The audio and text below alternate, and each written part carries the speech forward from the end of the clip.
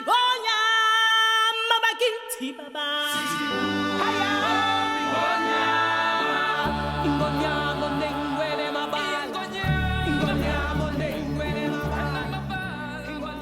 me as an artist, it's been interesting because what my job in the show is I'm what's called a singer swing, and I cover 6 of the male singers, and I also understudy Mufasa, 7 of the singers and Mufasa, and it's interesting because of my job. I've been able to, I think, have longevity since I'm in a different role, like every single day. Every time I'm on stage, I'm on for a different person. So that's kept me to, I think, one of the things that I've been able to keep myself fresh and continue pushing the storytelling for the show.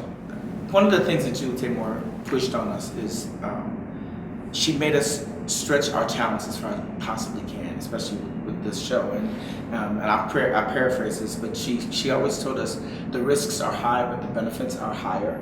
And I think the history of the show says it all. If you look at the benefits that have come from it, but back in the beginning, it was incredible because we didn't know what exactly we were putting together. We just believed that Julie's vision and her commitment to the storytelling and making us commit to the storytelling was going to be something special.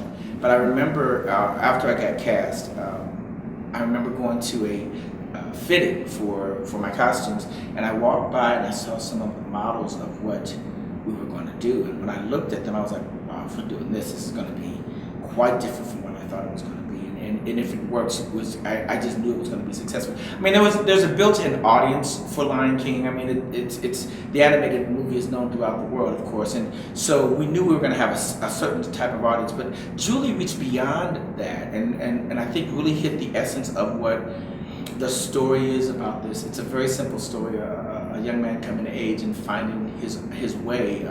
But the way she envisioned this story is just phenomenal. And to be a part of that was just like, you couldn't do anything but catch on the wave and ride with her, because she was committed to making certain that the story be told in the way she had envisioned it in her mind. When we first started here, it was so complicated backstage that the swings were not really allowed to go backstage because there were set pieces moving around, there were things swinging back and forth and all that kind of stuff. So we had to actually learn the show from sitting up in the balcony here. We would sit there and we watch it, we write our notes and figure it out.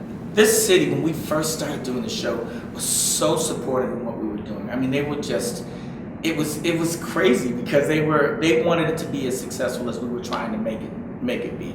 And that energy, every time I come here, like you said, this is my 4th time, every time I come here, I feel that in the city, and I feel that especially in this theater, the Orpheum Theatre. It is just, I can't even describe the feeling other than that. I know that I'm a part of it, and it's a part of me, because when you walk in, I'm getting a little bit emotional. Sorry.